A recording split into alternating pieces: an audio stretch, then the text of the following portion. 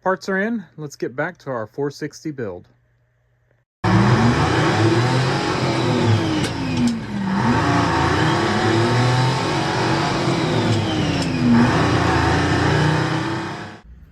Back on the 460, and where we left off was the rocker arm was hitting the retainer about like that, and it's this raised portion right here on our retainer.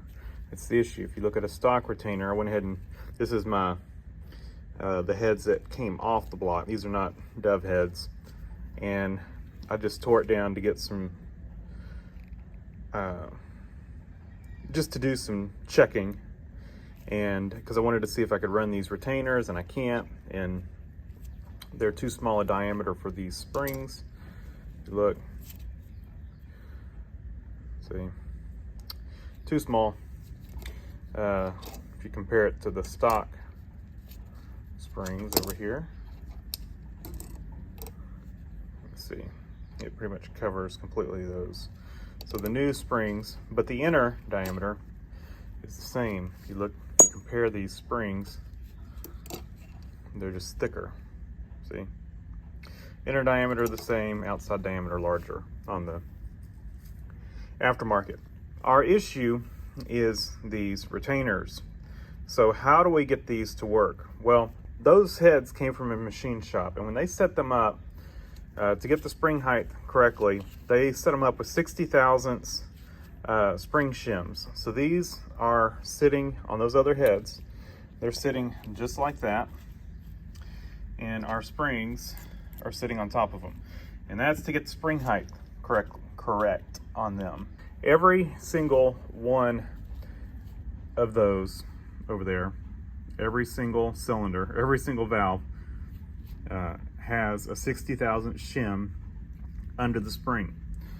So what we came up with, and this is going to work great, I think, because not only does it help us with our clearance right there, helps us with our valve stem clearance that I was worried about. And here's what we've got. These are minus 60 thousandths valve locks. So what that does, so you've got your valve lock here. I call them keepers, but so that groove in there is what locks in your valve stem. So this goes just like that. That groove goes like that. And then that taper is what holds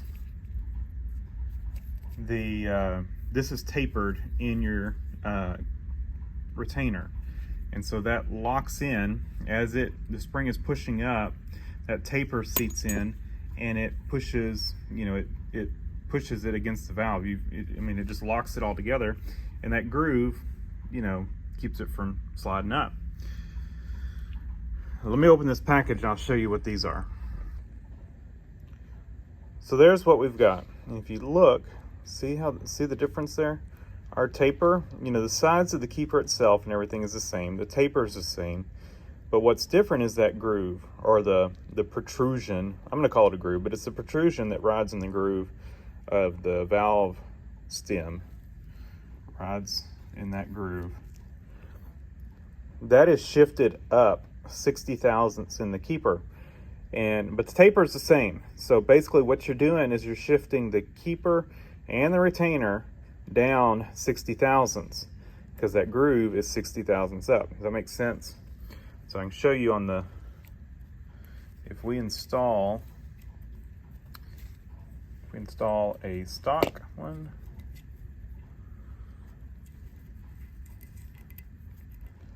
Just roll that one up and we'll roll them around. And then our 60 thousandths down. See? That is 60 thousandths right there. That's how much clearance we're gonna gain on the retainer and the keeper. because they're both shifting down. Now, that not only helps us here, but that helps us here. And that's what I was initially worried about, was this distance right here. And so we're gaining an extra 60 thousandths. That's awesome. And so what I'm going to have to do is go through, let me explain this a little bit further. So they had these 60 thousandths shims in there.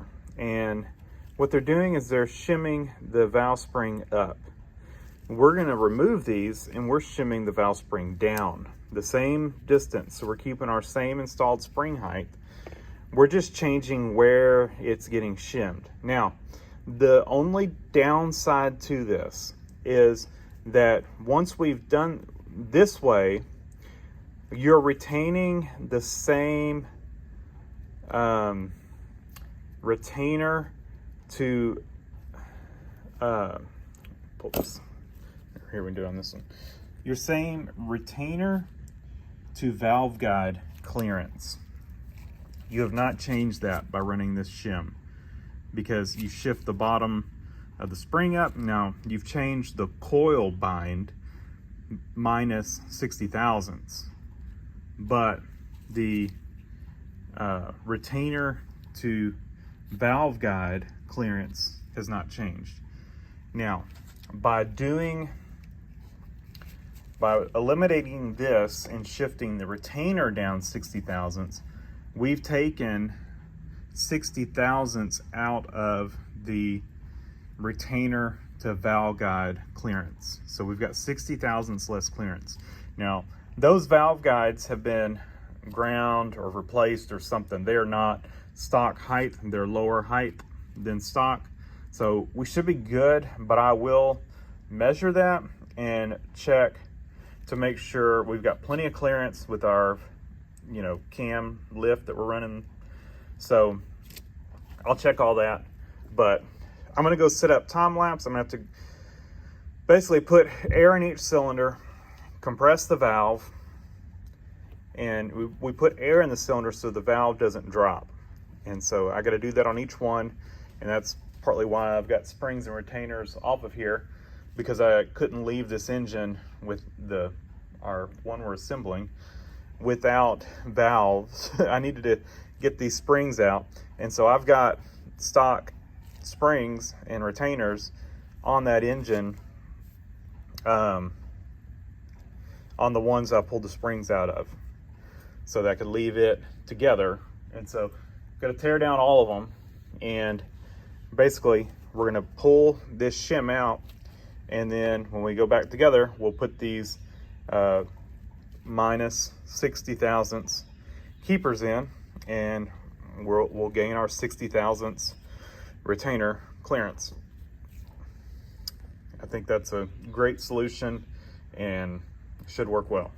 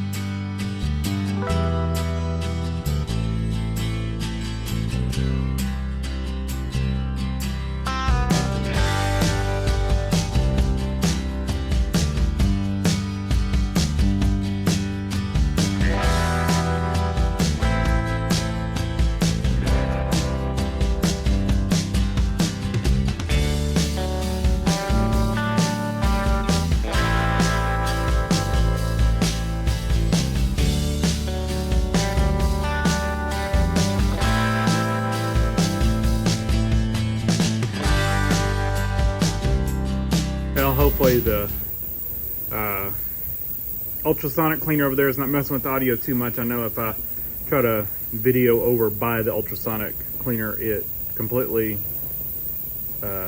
destroys the audio. So what we've got here is this side completely done. I like to hit the valves a couple times with the rubber mallet once they're all installed, just to make sure, you know, we don't pop a you know, make sure it's seated well, the keeper, and, you know, we don't pop the thing off, or, you know, I just like to do that. So I did that. So now we've got some little chunks of rubber in here we're gonna have to clean out. No big deal. Yeah. Anyway, did measure the clearance between the valve stem seal and the I guess I should have showed y'all one while it was apart, but air compressor kept kicking on. But you can see we've got a newer style seal in there that is fairly close to the surface of the head there. The stock style would stick up further. I think it's also a larger diameter. Yeah, because I think to run inner springs, if I recall correctly, on these, you have to machine the valve guides, or I guess maybe you can install different valve guides. I don't know what's been done on these. They may have had valve guides put in them that are a, you know, a smaller diameter and shorter. Smaller diameter outside right here. I don't know, something's been done that they've got, you know, a newer style valve stem seal on there, intakes and exhaust.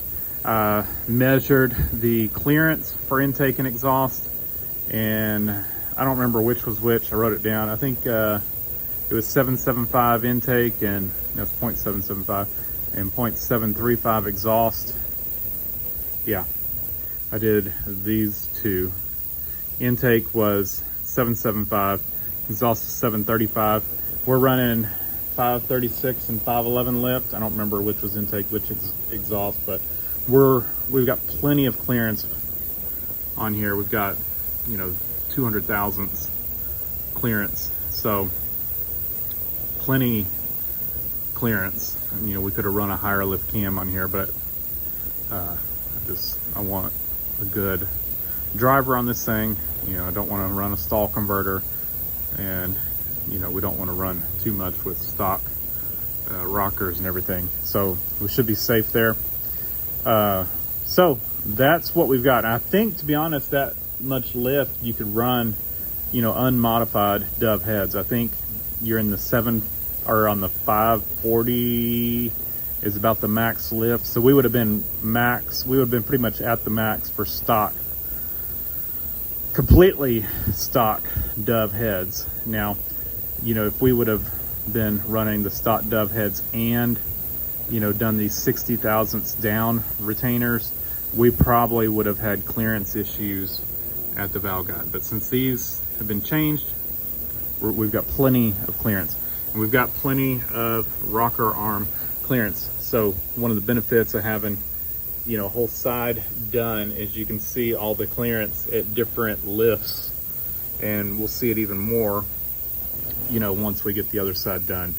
And we'll roll it over and make sure we're good. But it's a good feeling knowing, because, you know, I hadn't checked any of that clearance. I knew we were good, but until I tore into these heads, I didn't actually know what that clearance was, you know, retainer to valve stem. And you probably saw on there, all I did was just install the retainer and the keepers without the spring installed, you know, and the valve is all the way up, and we just measured that distance.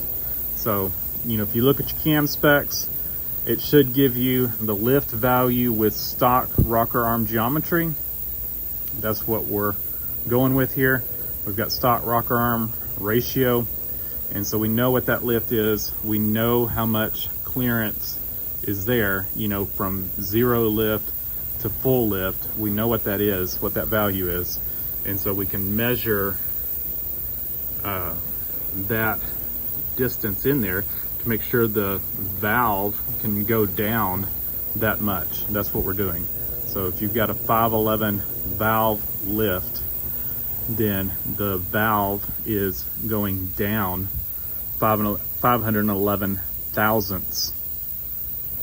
It's going down. So you can measure and make sure you have enough clearance in there for the valve to go down that far. And that's what we measured. We've got over 700 thousandths clearance. So we've got plenty of clearance there. We've got over 200 thousandths of clearance.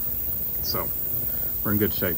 So like I said, I'm gonna go knock out the other side. I'd say real quick, but it's kind of a slow process. So slowly, I'm gonna go through and knock out the other side. And we can continue with other parts of the assembly. After I get that side knocked out, I'm gonna clean up the rubber that's knocked in here from my mallet, and then we'll continue on with assembly. One other thing. So if you saw, I went through and torqued the rocker arm. I'd say adjustment nuts, but this is non-adjustable Valvetrain. So the push rod height is the adjustment. I mean, that's how Ford did it. They did different length push rods, for different setups, and made non-adjustable rocker arms. So these studs are 3/8 studs that neck down to 7/16 on this end, and there's a shoulder on them, and the what did you want to call the spacer, the rocker, whatever you want to call that thing, that ovalish, convex, big thick washer thing that's on here, bottoms out against that stud. And so you just torque these down. There's no adjustment. What I may do on that one is just make sure, put one of those at top dead center, and just make sure it feels about right. But we've got the same, the base circle of the cam is stock. So that's the non-lift portion of the cam is stock, the base circle of it, if that makes sense. And then the lift is what changes. So what you're interested in is make sure that base circle is the same diameter as stock, which it should be. And what that will mean is that, at zero lift, it should be basically stock specs. If you're at top dead center, say we're at top dead center on number one, which we're not, but say we were,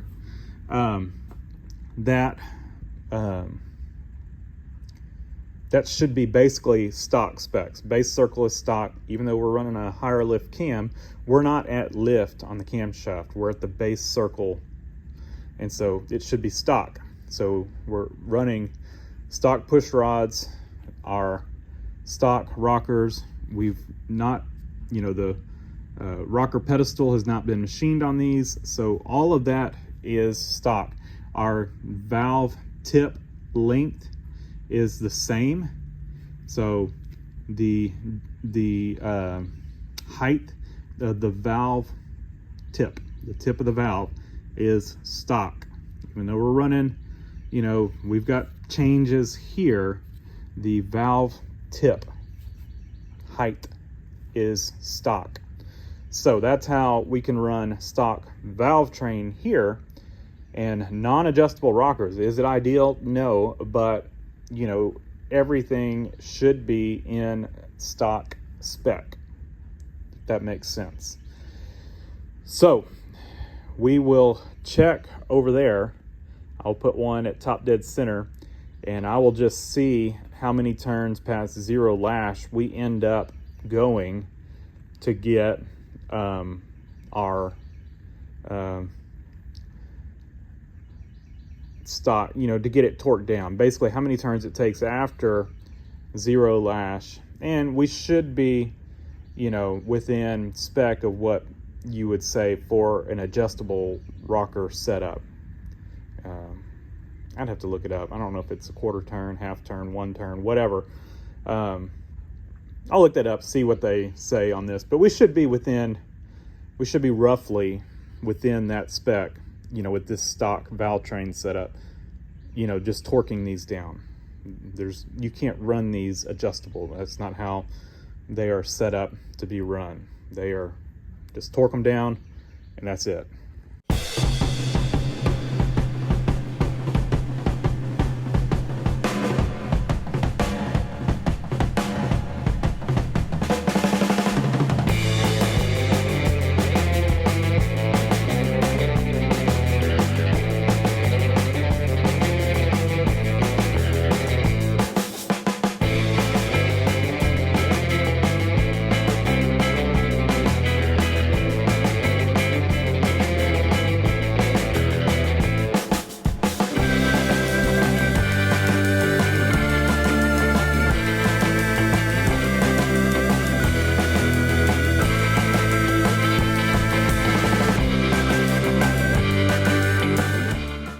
So as we're finishing up the core plugs on the block, we're gonna wrap this video up. It's getting a little long.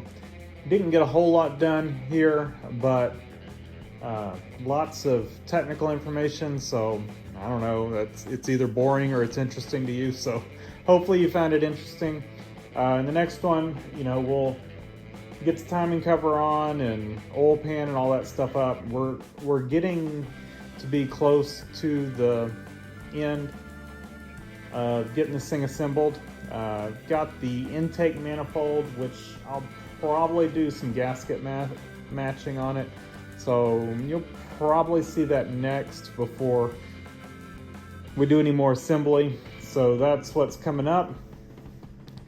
Thanks for watching. Leave a comment down below. Hit that like button and subscribe for more.